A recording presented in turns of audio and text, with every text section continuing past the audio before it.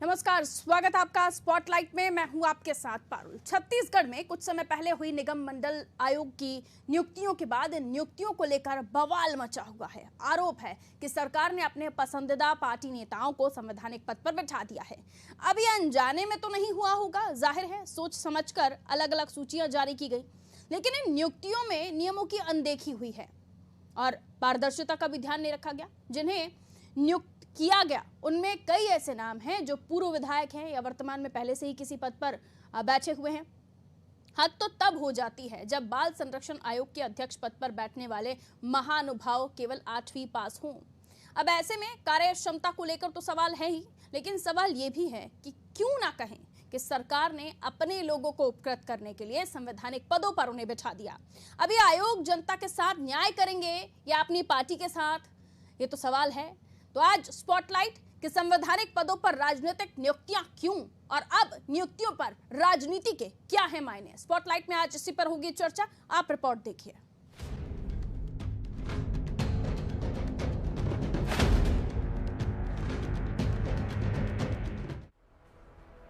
मध्य प्रदेश और छत्तीसगढ़ में संवैधानिक पदों पर नियुक्तियों के बाद आरोप लगे कि पद संवैधानिक लेकिन नियुक्तियां राजनीतिक।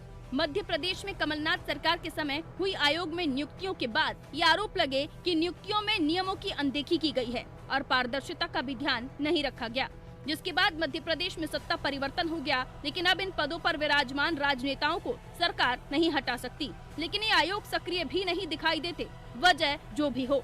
जिसका उदाहरण हाल ही में हुई ग्वालियर की घटना, जिसमें एक महिला को ससुराल वालों ने एसिड पिला दिया था, जिसके बाद दिल्ली महिला आयोग ने संज्ञान लिया, लेकिन मध्य प्रदेश महिला आयोग की अध्यक्ष शोभा ओझा ने ट्वीट भी नहीं किया।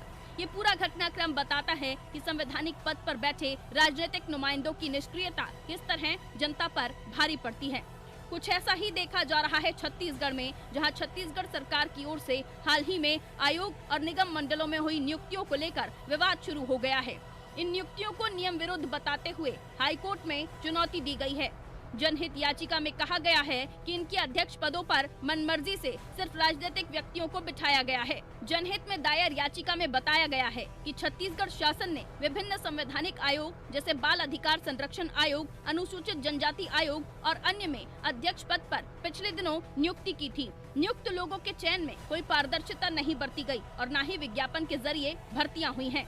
याचिकाकर्ता ने नियमों का हवाला देते हुए कहा, बाल अधिकारों के संरक्षण में कार्य किए हुए व्यक्ति और अनुसूचित जाति के मामलों की जानकारी रखने वाले व्यक्ति का चयन इन पदों पर करना था।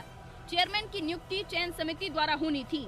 उसके विपरीत छत्तीसगढ़ शासन ने ही सारी नियुक्तियों की जानकारी मात्र प्रेस विज्ञप्ति के माध्यम से दी, जबकि सुप्रीम कोर्ट ने ऐसे पदों पर नियुक्ति के लिए चयन प्रक्रिया को वेबसाइट पर सार्वजनिक करने को कहा था, लेकिन ऐसा नहीं हुआ, जिसे सुप्रीम कोर्ट के आदेश की अवहेलना भी बताया जा रहा है। किन नामों को लेकर पहले से ही विवाद है, आपको बता देते हैं। राजनांदगांव के मोहल्ला मानपुर की विधायक तेजकुंवर नेताम को बाल संरक्षण आयोग का अध्यक्ष बनाया गया, जो महज 8वीं पास हैं, जो पद की पात्रता नहीं रखती। सूची में कांग्रेस के 91 नेताओं के नाम हैं, इसमें अध्यक्ष के 10 पद भी हैं।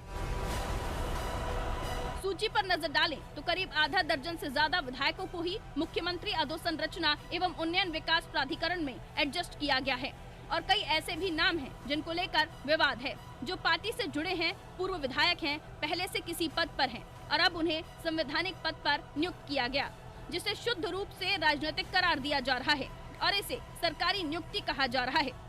मामले को लेकर सरकार की तरफ से भी मोर्चा संभाला गया। कांग्रेस ने इसको लेकर करारा जवाब दिया। देखिए, छत्तीसगढ़ शासन ने जो निगम मंडल में नियुक्तियां की थी वो पूरी पारदर्शिता के साथ और पूरे नियम कायदे के तहत हमने नियुक्तियां की हैं। अब मैटर कल अगर हाई कोर्ट में लगा है तो सारे कंटेंट आने दीजिए। मैटर ऑफ सब जुडिस भी है और दूसरा कि it's too early to say anything right now. तो सारी चीज़ें आ जाएं, उसके बाद उसका जवाब भी दे दिया जाएगा, लेकिन हमारे द्वारा पूरे नियम कायदों को फॉलो करके और पूरी ईमानदारी और पारदर्शिता के साथ वो नियुक्तियां की गई हैं। छत्तीसगढ़ में कुछ समय पहले हुई निगम मंडल आयोग की नियुक्तियों के बाद सरकार की परेशानियां बढ़ सकती हैं। छत्तीसगढ़ निगम मंडलों और आयोग में नियुक्ति को छत्तीसगढ़ हाईकोर्ट में जनहित याचिका दायर कर चुनौती दी गई है। याचिका में कहा गया है कि सिर्फ राजनीतिक लोगों को पदों पर बैठाया गया है, पारदर्शिता नहीं रखी गई। अब ऐसे में ये तो साफ है कि सुप्रीम कोर्ट पहले ही ऐसे मामले में साफ कर चुका है कि संवैधानिक नियुक्तियों पर पारदर्शिता बरती जाए, जो कि सरकार की तरफ से नहीं किया गया, बल्कि प्रेस विज्ञप्ति जारी कर नियुक्तियों का ऐलान किया गया। न चयन प्रक्रिया का पालन हुआ, न ही नियमों का ध्यान रखा गया। अब देखना होगा आरोप लगने के बाद और मामला हाईकोर्ट पहुंचने के बाद क्या कोर्ट की तरफ से नजीर पेश की जाएगी या मध्य प्रदेश की तरह नियुक्तियों पर कोर्ट की तरफ से स्टे दिया जाएगा। ये तस्वीर वक्त के साथ साफ होगी। ब्यूरो रिपोर्ट, अनादि टीवी।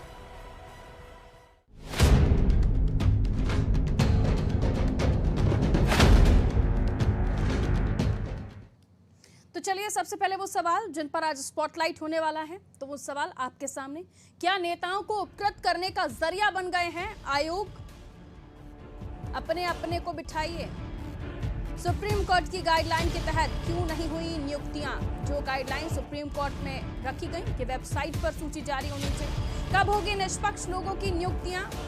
ये अपने आप में सवाल है। पार्टी के अपने नेताओं को बिठाएंगे तो निष्पक्षता कहां से आएगी? क्या केवल नेताओं के लिए है संवैधानिक पद? क्या राजनेता संवैधानिक पद से न्याय करेंगे? संवैधानिक पद पर बैठे हुए हैं तो क्या पद से न्याय करेंगे? आयोग सरकार के ये जो बनाए गए हैं, ये आयोग में बैठे हुए तमाम राजनेता ये सरकार के होंगे या आयोग के होंगे, ये भी अपने आप में एक सवाल है। चलिए बगैर वक्त गवाए मेहमानों से आपकी मुलाकात। हमारे साथ नितिन भंसाली जी जुड़े हुए हैं, प्रवक्ता हैं आप कांग्रेस के। नितिन भंसाली जी का बहुत स्वागत करती हूँ। राजीव चक्रवर्ती जी प्रवक्ता है बीजेपी से, हमारे साथ जुड़े हुए हैं, राजीव जी का भी बहुत स्वागत। राजीव जी, सबसे पहले तो आपकी पार्टी कैसे देखती है निगम मंडलों में नियुक्ति को?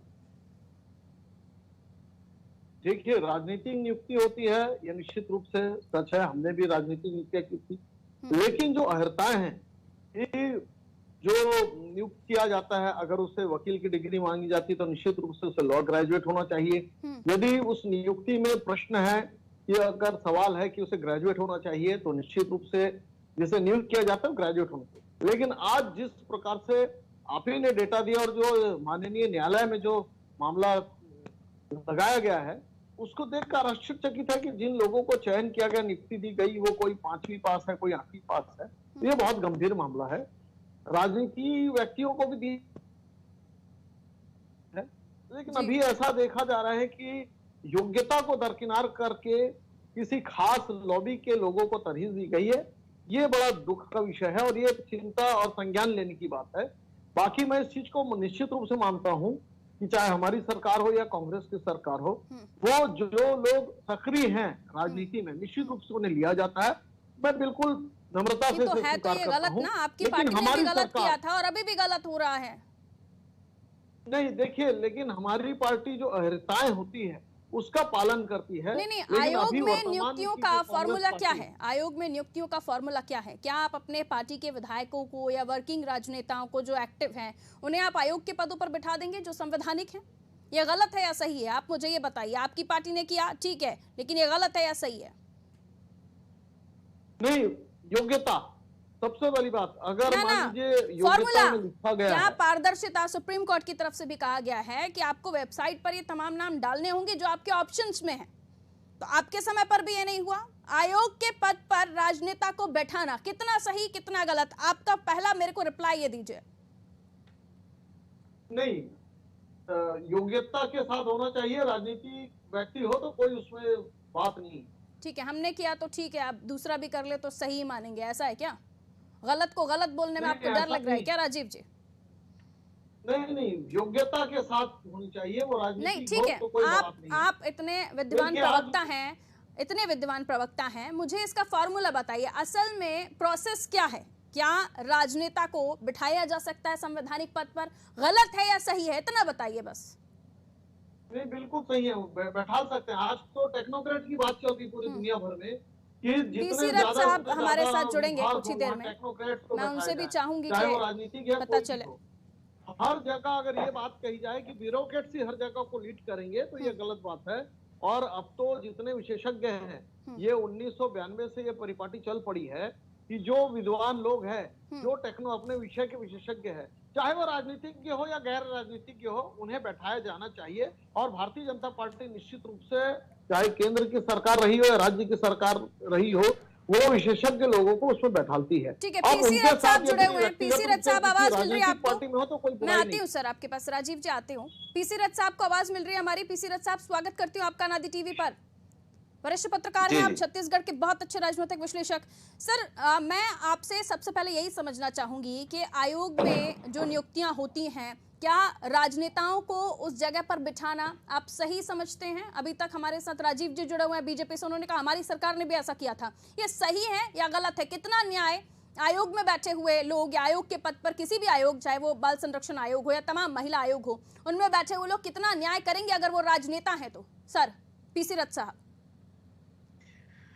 जी देखिए, जो संवैधानिक तौर पे हमारे डेमोक्रेसी में जो व्यवस्था की गई थी, तो उसके अंतर्गत तो ये माना गया था कि अपने अपने क्षेत्र के जो विशेषज्ञ लोग हैं उनको सरकार इस तरह से नियुक्तियां करेगी और उसका ज्यादा से ज्यादा लाभ मिल सके, उसके लिए ये फार्मूला बनाया गया था जी। लेकिन समय के साथ साथ अलग अलग सरकारों के अनुभवों में हम लोग देखते हैं कि लगातार किसी भी पार्टी की सत्ता रही हो, उन्होंने अपने अपने खेमे के लोगों को और अपने अपने लोगों को सेटिस्फाइड करने के लिए अपने अपने लोगों के हिसाब से ये नियुक्तियां करने की परंपरा बनाई और उसी का ये खामियाजा है कि आज हम देख रहे हैं कि इसको एक स्वीकार्य परंपरा के रूप में मान लिया गया है, जबकि मूलतः बुनियादी रूप से तो ये गलत है। कायदे से तो समाज के ऐसे श्रेष्ठ लोगों को इसके बहाने मौका मिलना चाहिए जिससे कि इन निगम मंडलों और दूसरी चीजों में नियुक्तियां हो सके। और छत्तीसगढ़ में हम देखते हैं कि उद्धव ठाकरे में भी इस तरह से एक परंपरा के अलग हट करके एक नियुक्ति अचानक से कर दी गई और जिसके बारे में पहले भी विश्वविद्यालयों में राज्य सरकार के तरफ से जो दिया जाता है अनुमोदन, उसके पश्चात ही राज्यपाल जनरली नियुक्तियां करते रहे हैं, लेकिन उस परंपरा को यहाँ पर खंडित कर दिया गया था। तो ये सरकारें इन दिनों बल प्रयोग के रूप में इस तरह की नियुक्तियों को देख रही हैं, ऐसा प्रतीत होता है। जी जी बिल्कुल, यानी अगर संवैधानिक पद पर राजनीतिक पार्टियों से चुने हुए नुमाइंदे अगर बैठते हैं तो उस पद के साथ न्याय नहीं होगा, जनता की समस्याओं के साथ न्याय नहीं होगा। अगर सरकार है और सरकार के नुमाइंदे उस जगह पर चुनकर आए हैं तो सरकार के विरोध में तो बोलेंगे नहीं सर, स्वाभाविक है। जी बिल्कुल बिल्कुल। वो और हम एमपी में देख रहे हैं पीसी रथ साहब, एमपी में कमलनाथ सरकार के समय हमने देखा था कि आयोग में जो नियुक्तियां हुई वो आज तक चली आ रही हैं। कोर्ट में गया मामला, स्टे लग गया, लेकिन अब आयोग, महिला आयोग की बात करें, पिछड़ा वर्ग आयोग की बात करें, उतने एक्टिव नजर नहीं आते और बल्कि सरकार के खिलाफ ही बोलते, कहते हैं हम तो पावरलेस है, हमारे पास पावर ही नहीं है। तो ये भी तो एक तस्वीर है ना पीसी रथ साहब। जी दरअसल मुद्दे की बात यही है कि अगर आप उस क्षेत्र के जो अनुभवी लोग हैं उनकी नियुक्तियां करेंगे तो ये परेशानियां नहीं होगी, क्योंकि उनको अपने सामाजिक दायित्व का भी बोध होगा। लेकिन जब आप शुद्ध राजनीतिक आधार पर ऐसी नियुक्तियां करते हैं तो ये दिक्कतें हो सकती हैं। हमारे यहाँ कई निगम मंडल पर और दूसरे पदों पर काफी सक्षम लोगों की नियुक्तियां हुई हैं, लेकिन वही दिक्कत वही है कि कुछ जगह तो राजनीतिक नियुक्तियां सीधे सीधे अस्वीकार्य स्थिति में दिखती है। जी ठीक है, तो बीजेपी ने जो किया वो ठीक है, सभी राज्यों में हो रहा है, लेकिन ये नहीं होना चाहिए, ये गलत है, क्योंकि संवैधानिक पद पर बैठे हुए लोग राजनीतिक नहीं होते। नितिन भंसाली जी क्या कहेंगे? लोकतंत्र में योग्यता को मैं सबसे महत्वपूर्ण मानता हूँ। सारी नियुक्तियां पूरी पारदर्शिता से, ईमानदारी से और नियम कायदे के अनुसार की गई है। अब किसी ने यदि इन नियुक्तियों को चैलेंज करके हाईकोर्ट में यदि कोई रिट फाइल की है, कोई याचिका लगाई है, तो अब ये मामला न्यायालय में है। हमने तो अभी तक के उसके कंटेंट को नहीं देखा है, क्या कंटेंट है हमें पता चले, हम देखें, उसके बाद ही इस पे कोई टिप्पणी करें। और हाईकोर्ट यदि कोई ऐसी बात रहेगी तो जो सवाल करेगी उसका जवाब दिया जाएगा। पर मैं ये दावा करता हूँ कि हाईकोर्ट में लगाई गई ये याचिका भी खारिज होगी, क्योंकि बिना सिर पैर की याचिका है। और जैसा कि ये कहा जा रहा है कि इसमें आयोगों में जो है वो राजनीतिक लोगों की नियुक्तियां नहीं होनी चाहिए, तो संवैधानिक तौर पर सबसे बड़े पद तो इस देश में राज्यपाल और राष्ट्रपति के होते हैं, वो भी तो आखिर किसी न किसी राजनीतिक दल से आए हैं। ये कहा जा सकता है कि जो व्यक्ति उस पद पर, संवैधानिक पद पर बैठता है, वो किसी राजनीति से आया हो, भले किसी भी दल से आया हो, पर वो अपनी भूमिका, वो अपना कार्य संविधान के अनुसार, संवैधानिक पद की गरिमा के अनुसार करे तो बेहतर होता है। इस प्रकार राजनीतिक लोगों को इन पदों पर न बैठाना, मैं इसे कहीं गलत नहीं मानता। जो लोग हैं वो जनता के जिस व्यक्ति के बारे में बात की जा रही है कि वो 8वीं फेल है या 8वीं पास है, तो मैं ये बता दूं कि कहीं पे ये मापदंड नहीं है। वो पूर्व विधायक है। लोकतंत्र में जो व्यक्ति चुनाव जीत कर आता है वो 8वीं पास है या 4वीं पास है, ऐसा नहीं कहा जा सकता। हमारे प्रदेश में, हमारे प्रदेश के जो आबकारी मंत्री हैं, जो उद्योग मंत्री हैं, आदरणीय कवासी अहमद जी, क्या वो कम है किसी से? उन्हें भी ये कहा जाता है कि वे अनपढ़ हैं। पर देखिए, बस्तर में इतिहास के पन्नों में नाम लिखा जाएगा। इस तरीके का काम उन्होंने किया। बंद पड़े स्कूल चालू करवा दिए। एक कम पढ़ा लिखा व्यक्ति जो है वो कम पढ़े लिखे लोगों की भावनाओं को, उनके दुख को, उनकी पीड़ा को भी समझता है। हमें ये भी देखना होगा, संवैधानिक पद में राजनीतिक व्यक्ति यदि बैठता है, उसकी नियुक्ति होती है, वो तब तक राजनीतिक होता है, लेकिन संवैधानिक बैठने के बाद उसे उस संविधान के दायरे में रहकर कार्य करना होता है। यह मत हो। ठीक है सर, लेकिन जो जानकारी निकल कर आ रही है उसमें यह भी कहा जा रहा है कि 91 नेता तो हैं कांग्रेस के, उसमें 10 अध्यक्ष हैं और 20 लोग ऐसे हैं जो रायपुर जिले से हैं, लेकिन उनमें कुछ ऐसे भी हैं जो विधायक शामिल हैं। तो क्या समस्या है इसमें? यदि विधायक शामिल है और कांग्रेस से यदि शामिल है तो इसमें समस्या क्या है? भाई नियुक्ति हुई है, कोई उन्होंने संविधान से बाहर जाके कोई काम तो नहीं किया है, कोई ऐसा काम तो नहीं किया है कि भाई अभी नियुक्तियां हुए। मुझे तो लगता है पदभार ग्रहण करने में 2-3 दिन या 4 दिन हुए होंगे, और अभी से यदि आरोप प्रत्यारोप लगाया जाता है तो मेरी समझ से परे है। एक सेकंड, ये चीज मैं पीसी रथ साहब से समझूंगी। पीसी रथ साहब, ये लाभ का पद वाला फॉर्मूला जो हमारा संविधान कहता है कि आप एक पद पर, अगर राजनीतिक पद पर हैं, आप विधायक हैं, एमएलए हैं, एमपी हैं, तो आप किसी संविधान के आप कोई ऐसा काम नहीं कर सकते जो सरकारी हो, यानी आपको वहां से सैलरी मिल रही हो। क्या ये वहां फिट बैठता है क्या ये वाला फॉर्मूला? पीसी रथ साहब क्लियर कीजिए थोड़ा सा इसको। ये मामला संसदीय सचिवों की नियुक्ति के लिए जो उठा था, जिसमें एक निर्धारित संख्या से अधिक संख्या में मंत्री या उस तरह से लाभ नहीं दिए जा सकते, वो वाली फार्मूले के अंतर्गत हुआ था वो उसमें। लेकिन इस तरह से विधायकों को कहीं पर नियुक्तियां नहीं दी जा सकती, ये तो अभी तक के नहीं रहा है। ये लाभ के पद की बात नहीं है, क्योंकि ये किसी कुलपति वगैरह का जो वेतन होता है उस तरह का नियुक्ति नहीं है। ये विधायकों की नियुक्ति उस तरह से नहीं की जाती। निगम मंडल के अध्यक्ष का एक सीमित कार्यकाल होता है, इसलिए विधायक इस तरह के पदों में शुरू से रहे हैं। मध्य प्रदेश की जमाने की बात भी करें तो राज्य परिवहन निगम और दूसरे निगम जो होते थे, उनके विधायक वगैरह नियुक्त किए जाते थे। उस तरह से वो वाली बात इसमें मेरी जानकारी के मुताबिक तो नहीं। ये नहीं कहा जाएगा कि नितिन भंसाली जी, जैसे बीजेपी की तरफ से भी अंदर खाने ये बातें निकल कर आ रही हैं, क्या आपके पास लोग नहीं हैं ऐसे, या ऐसे बुद्धिजीवी वर्ग नहीं है आपकी पार्टी में कि आप लोगों को, तमाम विधायकों को ही उन पदों पर नवाजना पड़ रहा है? वो अपना विधानसभा क्षेत्र देखेंगे, कॉन्स्टिट्यूएंसी देखेंगे कि आयोग को संभालेंगे? डबल जिम्मेदारी दे दी आपने। देखिए पारुल, मैं आपको बता दूं, योग्यता सबसे महत्वपूर्ण है। मैंने कहा, क्या आप ये कह रही है या विपक्ष ये कह रहा है कि जिन लोगों की नियुक्तियां हुई है वो अयोग्य है, तो साबित करें अयोग्य। उन्होंने ऐसा क्या कर दिया? ऐसा क्या कमी है क्या बुद्धिजीवियों की, कार्यकर्ताओं की? भाई हर फील्ड का सेक्टर में अलग एक्सपर्ट होता है ना। विधायक एजुकेशन में एक्सपर्ट हो जाएगा, चाइल्ड लाइन में एक्सपर्ट हो जाएगा, ये कहाँ लिखा हुआ है? 8वीं पास जिस व्यक्ति की हम बात कर रहे हैं, आप मुझे ये समझाइए ना, वो किस सेक्टर में एक्सपर्ट है कि उन्हें बाल संरक्षण आयोग का अध्यक्ष बनाया गया? एक्सपर्टीज क्या है? सबसे ज्यादा एक्सपर्ट यही है।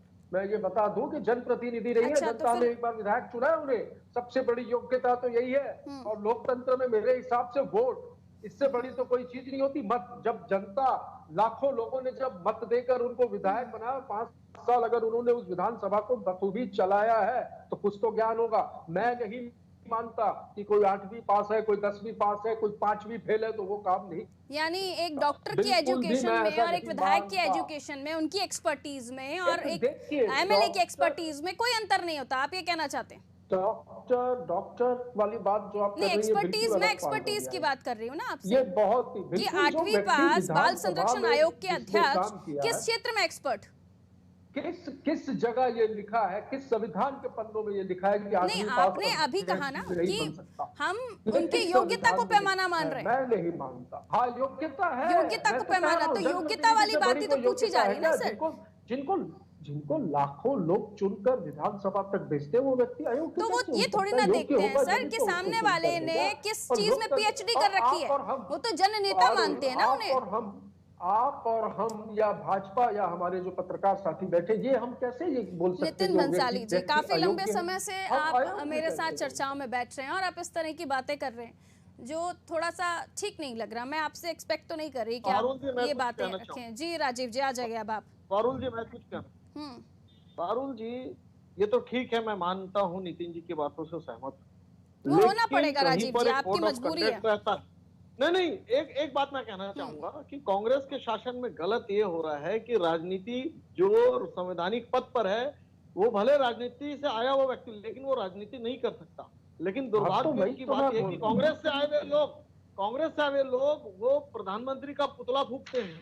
वो ये लोग कहाँ ले जा रहे हैं आप राजीव जी कई चर्चा को? सारे पाप, ये आपके कई राज्यपालों के नाम राजनीति नहीं कर सकते, संवैधानिक पद में रहा हुआ आदमी राजनीति नहीं कर सकता, उसको छोड़ना पड़ेगा।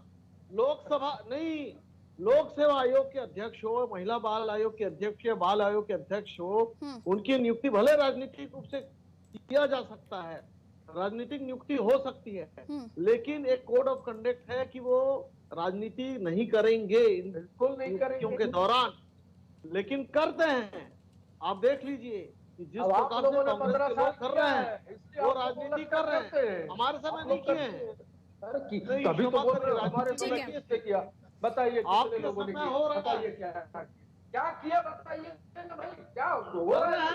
आप बताइए क्या किया? अरे ऐसे दुनिया भर के प्रदर्शन में हिस्सा लेते हैं, प्रधानमंत्री जी का पुतला बिल्कुल भारतीय जनता पार्टी के कार्यालय में बात में शामिल होते हैं। समय आने पर हम करेंगे। ठीक है, है, पीसी रथ साहब के पास में जा रही हूँ, वापस आऊंगी राजीव जी आपके पास। राजीव जी आपके पास आऊंगी वापस। राजनीति नहीं कर सकते जो संवैधानिक पद पर बैठे हुए हैं, पुतला नहीं फूंक सकते, वो किसी प्रदर्शन धरने में शामिल नहीं हो सकते। राजीव जी का ये कहना। पीसी रथ साहब कितना सहमत आप उनकी बातों से? पीसी रथ साहब जी, ये तो सही है कि राजनीतिक बैकग्राउंड से आने के बाद भी अगर संवैधानिक पद पर हैं तो उनसे ये पद की गरिमा और उस तरह से एटिकेट्स की उम्मीद की जाती है कि वो सीधे सीधे राजनीतिक बयान जारी नहीं करेंगे, सीधे सीधे राजनीतिक गतिविधियां नहीं करेंगे। लेकिन हम ये देखते आए हैं कि बहुत सारे संवैधानिक पदों में, जैसा कि नितिन जी कह रहे थे, राज्यपालों ने बहुत सारे इस तरह से बयान भी दिए हैं और इस तरह से गतिविधियां भी की हैं जिनको सीधे सीधे राजनीतिक माना जा सकता है। देश के इतिहास में और संसदीय इतिहास में हमें कई ऐसे उदाहरण मिलते हैं जिसमें राजनीतिक दलों से आए हुए संवैधानिक पद पर बैठे हुए लोगों ने गाहे बगाहे अपनी राजनीतिक प्रतिबद्धता से जुड़े हुए बयान दिए हैं और काम किए हैं, लेकिन आमतौर पे उसकी निंदा की जाती है और कहा जाता है कि ऐसा नहीं होना चाहिए। तो यही अपेक्षा यहाँ की जाती है। और जहां तक के सवाल है शिक्षा या अशिक्षित व्यक्ति का या कम शिक्षित व्यक्ति का, तो उसमें भी मैं सहमत हूं कि ये शिक्षा कोई पैमाना नहीं है। हमारी डेमोक्रेसी ये बोलती है, हमारी डेमोक्रेसी ये बताती है कि आप आपके पास अनुभव है तो आप शिक्षित होने के व्यक्ति के बराबर के पद पर भी बैठ सकते हैं। इस तरह के संवैधानिक पदों में जो है उसके लिए वो प्रावधान में नहीं है। तो उस क्षेत्र में उन्होंने कभी काम तो किया हो ना सर, ये तो आप मानेंगे कि चलिए आप पढ़ाई को, शिक्षा को उस पैमाने में मत रखिए, लेकिन उस क्षेत्र में कभी तो उन्होंने काम किया हो, ये भी तो देखा जाएगा कि नहीं देखा जाएगा? बिल्कुल, एक राजनीतिक तौर पे एक राजनीतिक नेता समाज के सारे समाज से उसका इंटरेक्शन होता है, इसलिए ये माना जा सकता है कि वो अगर राजनीति में उस तरह से सफल है या चुना जा रहा है तो वो कहीं ना कहीं से समाज के सभी वर्गों से जुड़ा रहा है और समाज के वर्गों के बीच में उसकी एक स्वीकार्यता रही है, इस कारण से उसको ये पद दिए जा सकते हैं। लेकिन हमारे यहाँ दुर्भाग्य अब ये तमाम विधायक जो मैं देख रही हूँ, धरसीवा विधायक अनीता शर्मा, उसके अलावा कुलदीप जुनेजा ऑलरेडी इसमें डिपार्टमेंट में थे, अधोसंरचना विकास प्राधिकरण में चक्रधर सिदार, ये कितने सारे नाम है, ये सब एमएलए लगभग हैं सर। अब कैसे ये राजनीतिक बयान जारी नहीं करेंगे पीसी रथ साहब? जी, अगर संवैधानिक पद पर है तो उनको कायदे से राजनीतिक गतिविधियों से अपने को दूर रखना चाहिए। एमएलए हैं तो वो पार्टी के पक्ष में ही काम करेंगे या उनके विरोध में काम करेंगे? समस्याएं कैसे उजागर होंगी? लेकिन हम शुरुआत से देखें ना, हम अगर जिन लोगों को राजनीतिक दलों के एक रूप में, राजनीतिक कार्यकर्ता के रूप में काम करने का ही एक तरह से पुरस्कृत करने की परिपाटी रही है कि निगम मंडल अध्यक्ष और निगम मंडल उपाध्यक्ष इस तरह से बनाए जाते रहे हैं, चाहे वो भाजपा के हों चाहे कांग्रेस के हों, तो अभी तो यही देखना होगा कि किस तरह से वो राजनीतिक काम से अपने आप को, डायरेक्ट राजनीतिक काम से दूर रखते हैं। इस संवैधानिक ये तो मुमकिन होगा नहीं वैसे, जिन लोगों के नाम मैं पढ़ रही हूँ। हाँ जी राजीव जी कहिए। नहीं, बिल्कुल उस प्रकार से वो जो संवैधानिक पद है, लोक से जो आयोग है, जितने भी चाहे बाल संरक्षण आयोग है, महिला आयोग है, जी या मान लीजिए तो लोक सेवा आयोग है, जिसमें संघीय लोक सेवा आयोग जो प्रदेश स्तर की है, उसमें बैठे लोग भी अगर राजनीति करते हैं तो वो बहुत दुखद है। तो वो जो पद की गरिमा या जो कोड ऑफ कंडक्ट उसमें रहता है, उल्लेख है उसमें कि आप रहते हुए नहीं कर सकते हैं, तो इस बात का ध्यान रखा जाए कि हम जो ओथ ले रहे हैं उस बात की गारंटी रखें कि हम राजनीति दल से तो आए हैं, लेकिन हम राजनीति ना करें और राजनीतिक हस्तक्षेप न करें। तो वो अगर गरिमा बना के रखेंगे, तो उस गरिमा को अगर अक्षुण्ण रखेंगे तो बहुत अच्छी बात होगी, बहुत अच्छा उदाहरण होगा। और ऐसे ये बहुत उदाहरण काश सारे आपने पेश किया राज्य होता है। तो हम और तरीके से सवाल आपके माध्यम से भी नहीं, पूछ सकते हमारे थे। समय थे, हमारे समय किया गया था शिकायत कांग्रेस के द्वारा, लेकिन एक भी प्रमाणित नहीं हुए। लेकिन आज जो परिस्थिति है छत्तीसगढ़ में, हमारे पास प्रमाण करने के लिए कुल पर्याप्त मिलाकर साक्ष्य है। सरकारी और छत्तीसगढ़ बहुत- में चाहे आपकी रही हो चाहे अब कांग्रेस की रही हो, वो ईमानदारी दिख नहीं रही। नितिन भंसाली जी, मैडम, निगम, मंडल और आयोग ये तीनों अलग अलग चीजें हैं। मैं निगम समझ में रही हूँ। आपने जैसा अभी नाम लिया, कुलदीप जुनेजा विधायक भी है, और देखिए उसमें वो राजनीतिक व्यक्ति है और ठीक है। सरकार है, तो निगम एक मैं अलग agree चीज हो करती गई, हूँ आपकी मंडल अलग बातों चीज, से। आयोग अलग चीज हो गया। आयोग जो है वो संवैधानिक पद हो गया, और संवैधानिक पद में बैठा व्यक्ति जो है वो बिल्कुल संविधान के दायरे में आएगा। वो कोई भी राजनीतिक गतिविधियों में शामिल नहीं होगा, वो कोई भी राजनीतिक बयान नहीं देगा, और वो निष्पक्ष रूप से संवैधानिक तौर पर काम करेगा, जैसे हमारे देश के राष्ट्रपति और राज्यपाल करते हैं। अब इसमें मैं ये नहीं कहूंगा कि कई राज्यों के राज्यपालों पे कई प्रकार के आरोप लगते रहे हैं, तो वो भी तो आखिर किसी न किसी राजनीतिक दल से आए। रहा सवाल योग्यता का, तो मैंने बताया कि योग्य और अयोग्य इसका फैसला जनता करती है, और उस व्यक्ति, वो व्यक्ति जिस कुर्सी पर बैठता है संवैधानिक कुर्सी पर, उसके निर्णय ये फैसला करते हैं कि वो व्यक्ति योग्य है या अयोग्य है। जो व्यक्ति चुनाव जीतकर एक बार आता है, जनता जिसे लाखों वोट देकर विधानसभा तक पहुंचाती, वो समाज के सारे वर्ग के लोगों से मिला जुला होता है, उसे लोगों की समस्याएं, उन समस्याओं को हल करने के तरीके सब कुछ पता होता है। तो मुझे ऐसा नहीं लगता कि सर, हमने तो मध्य प्रदेश में कांग्रेस की सरकार के समय ये भी देखा कि जो नए विधायक थे उन्हें प्रशिक्षण देना पड़ रहा था कि विधानसभा में कैसे उनको क्या सवाल के जवाब देने हैं। तो हर क्षेत्र में प्रशिक्षण होता है मैडम।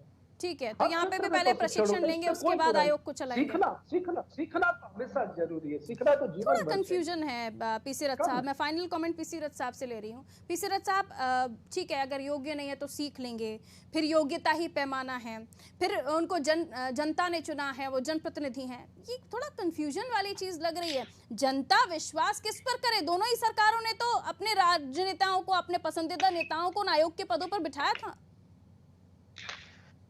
जी, डेमोक्रेसी में तो यही स्थितियां हैं कि हमको जो है उसमें सबसे बेहतर की तलाश करनी है। जनता के लिए यही विकल्प है कि उसको सबसे बेहतर चुनना है, और आज के अनुभवों के आधार पर भविष्य के चुनाव उसके हाथ में है, उसके पास मत का अधिकार है।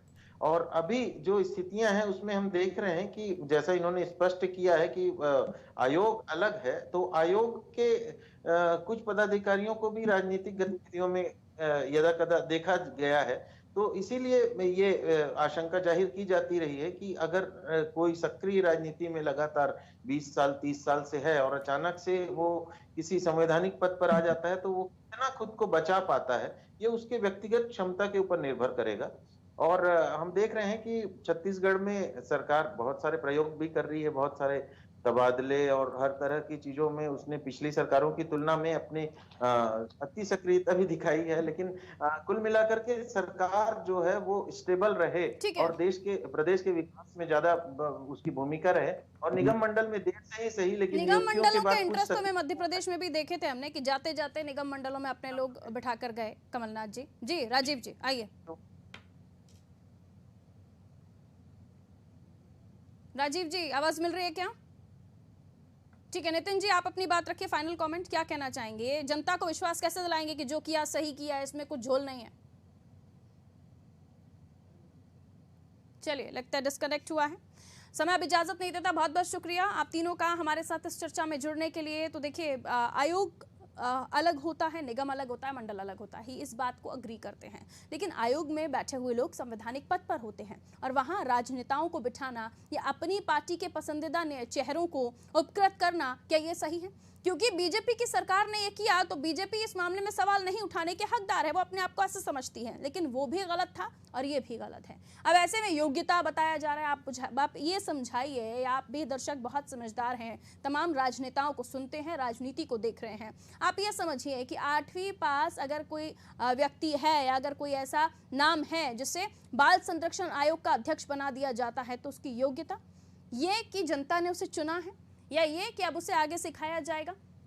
ऐसे में जनता की समस्याओं को उठाने वाले आयोग में बैठे हुए लोग जनता के लिए काम करेंगे या सरकार के लिए काम करेंगे, क्योंकि है तो वो राजनेता ही और सरकार ने ही उन्हें नियुक्त किया है, पार्टी ने ही उन्हें वहां तक पहुंचाया है, जिसको लेकर पहले बहुत गहमा गहमी थी, नामों की फहरिस्त थी, जिसके बाद पीएल पुनिया जी ने कहा था कि इतनी जगह नहीं है कि सबको जगह दे दी जाए, निगम मंडलों में इतनी कुर्सियां नहीं है कि सबको बिठा दिया जाए। लेकिन आयोग की बार बार बात हो रही है, क्योंकि संवैधानिक पद पर बैठे हुए लोग अगर राजनीति करें, राजनीतिक प्रदर्शनों में, धरनों में शामिल हो तो ये गलत होगा। हालांकि अभी तक क्योंकि नाम अभी अनाउंस हुए हैं तो ये आने वाले समय में होगा कि नहीं, ये कहा नहीं जा सकता, लेकिन ऐसे अगर हुआ है तो भी गलत है। और बीजेपी इस मामले में सवाल इसलिए नहीं उठा पा रही है क्योंकि उन्होंने भी वही किया था।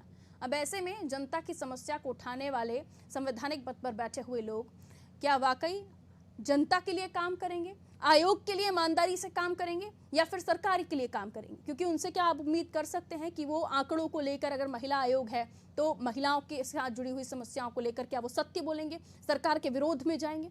ये चीजें हम मध्य प्रदेश में भी देख रहे हैं और छत्तीसगढ़ में भी देख रहे हैं। मध्य प्रदेश में हमने देखी थी जब कमलनाथ सरकार तत्कालीन यहाँ पर थी, कांग्रेस ने अपने ही लोगों को आयोग में बिठाया था, तब भी ये सवाल उठे थे। और अब छत्तीसगढ़ में कुछ तस्वीर यही है, यानी अगर जो परंपरा चली आ रही है सो भले ही वो गलत हो, उसे चलने दीजिए। मुझे दीजिए इजाजत, आप देखते रहिए नादी टीवी। नमस्कार।